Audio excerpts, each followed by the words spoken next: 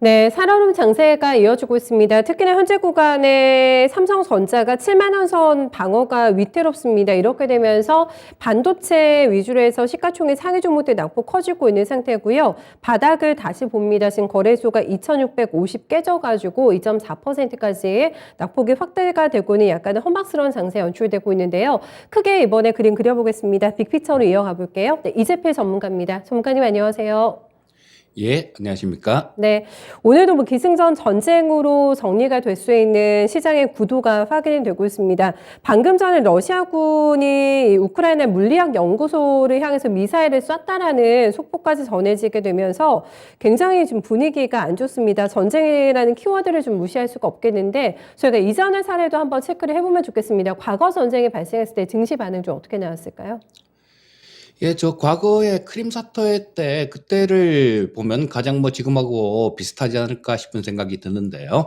자, 과거에는 2014년도였었죠. 1월 말에 우크라이나에서 반정부 시위로 인해서 우크라이나 총리가 사임을 했고요. 2월 20일 날 저 우크라이나 시위대하고 경찰들이 충돌을 했습니다. 그래서 100명 이상 사망하는 그런 사건이 있었는데 이 여파로 그 다음 날인 2월 21일 날 그 친러 성향이죠. 이 야누코비치 우크라이나 대통령이 탄핵을 당했습니다. 자, 뭐 거기에 푸틴이 러시아인들을 보호한다라는 지금도 비슷하죠. 뭐 평화유지군 이런 명분으로 쳐들어갔으니까 러시아인을 보호한다는 명분으로 크림반도 합병을 결정을 했고요. 자, 그리고 3월 1일 날 러시아 의회에서 무력 사용을 승인하는 그런 결정을 내리고 뭐 이날 흑해함대가 크림반도로 진입을 하게 됩니다. 자, 그리고 3월 3일 날 러시아가 우크라이나에 최후 통첩을 하게 되고 이날 러시아 증시는 12%가 급락하는 모습을 보여줍니다. 자, 그리고 3월 17일 날은 이 푸틴이 크림반도에 들어가서 주민투표를 실시를 하는데요. 이쪽에는 대부분 러시아계 사람들이 많고 또 뭐 이 투명성에 대해서도 조금 의심하는 그런 측면은 좀 있지만 어쨌거나 97%의 찬성으로 러시아 합병이 결정이 됐고요. 그리고 3월 18일에는 푸틴이 크림 자치국의 독립을 승인을 하고 그리고 서방 쪽에서는 대러시아 제재를 결정을 했습니다. 자, 그리고 한참 동안 뭐 티격태격하면서 그렇게 있다가 5월 달로 넘어가서 자, 이 루간스크하고 예, 지금도 얘기 나오죠. 도네츠크하고 이 두 지역 뭐 저 우크라이나에서는 주라고 얘기를 하고 러시아 쪽에서는 공화국이라고 얘기를 하죠. 자, 이쪽에 주민들을 분리독립 투표를 실시를 하게 됩니다. 자, 그리고 5월 12일 날은 이런 일 때문에 EU 외무장관들이 긴급 회의를 하고 러시아를 추가 제재를 하는 그런 결정을 하게 됩니다. 자, 뭐 요걸로 요 정도로 해갖고 러시아 크림 사태 같은 경우는 어느 정도 일단락이 되는 그런 모습이었습니다.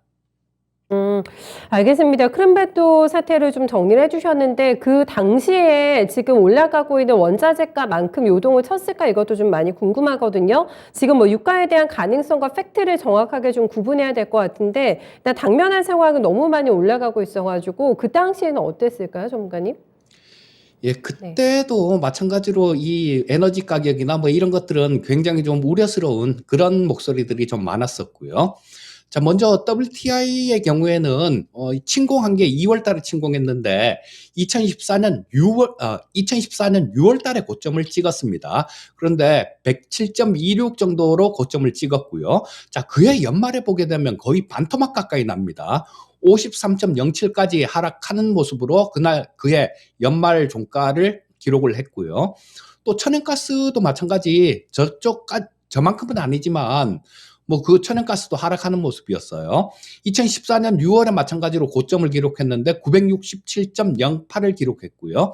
역시 마찬가지 2014년 연말 종가는 저 727.39 정도로 마감됐습니다. 자, 그리고 뭐 원자재 가격 알루미늄 같은 거는 2014년 8월 달에 고점을 찍었어요. 2114 정도였었고 또 2014년도 연말에는 1831.5 정도까지 하락했습니다. 니켈도 마찬가지였어요. 니켈은 뭐 조금 일찍 고점을 찍었는데 5월 달에 고점을 찍었습니다.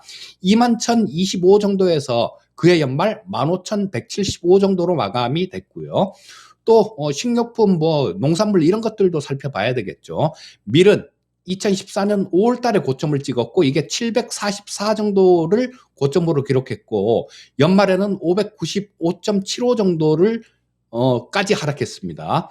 또 옥수수도 마찬가지 2014년 5월 달에 고점을 기록했는데요.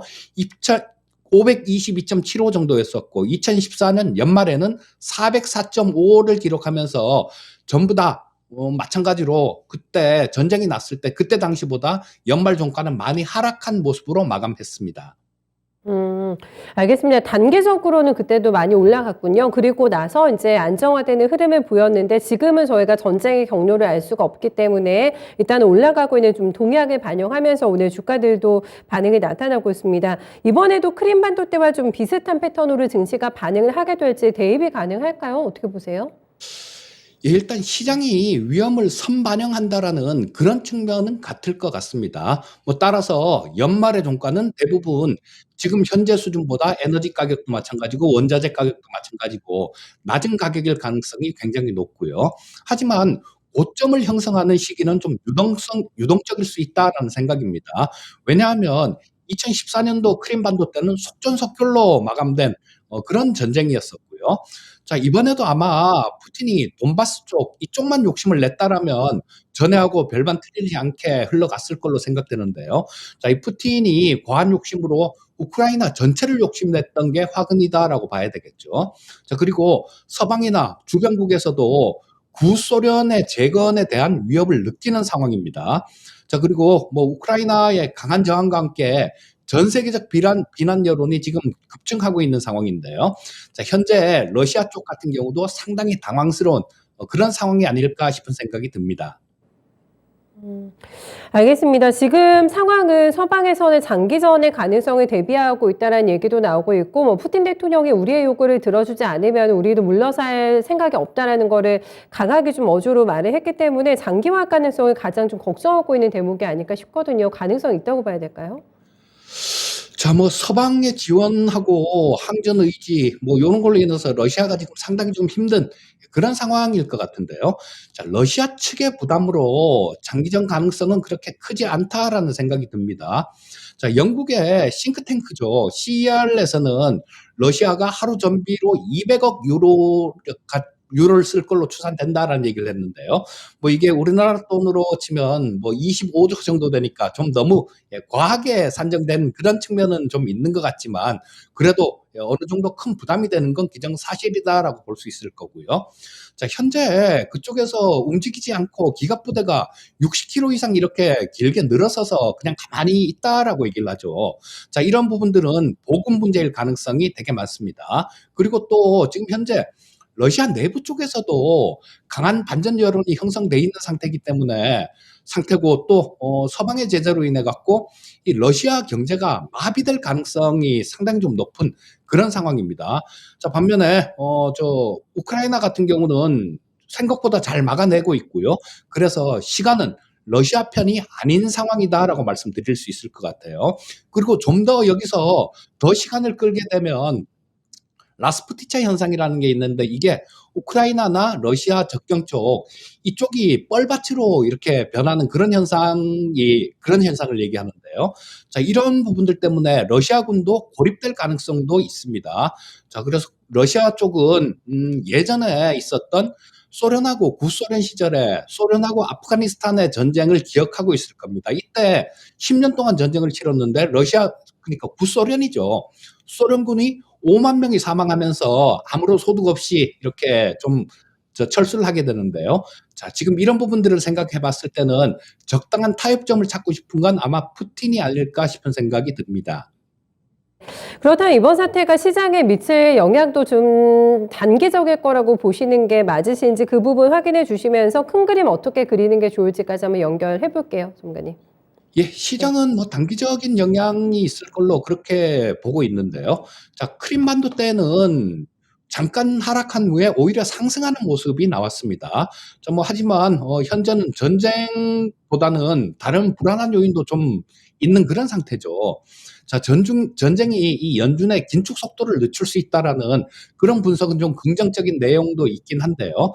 그래서 전황이 지금 어떻게 흘러갈지 모르겠는데 되게 좀 단기적으로 이렇게 악화되는 그런 모습이 나오면서 변동성이 커질 경우에는 단기적인 매수 기회를 작용하는 부분이 있다라고도 볼 수 있을 것 같고요. 올해는 투자의 방향을 확실하게 설정해야 되는 그런 시장입니다. 어설픈 매매는 안 된다라는 얘기죠. 단기면 단기, 중장기면 중장기 이렇게 확실하게 좀 방향을 설정해야 되는데요. 단기 투자자라면 항상 현금을 보유하면서 급락 시에만 매수를 하고 짧은 그러니까 큰 수익이 아닌 약간의 수익만 취하고 빠져나오는 그런 전략이 좋을 것 같고요.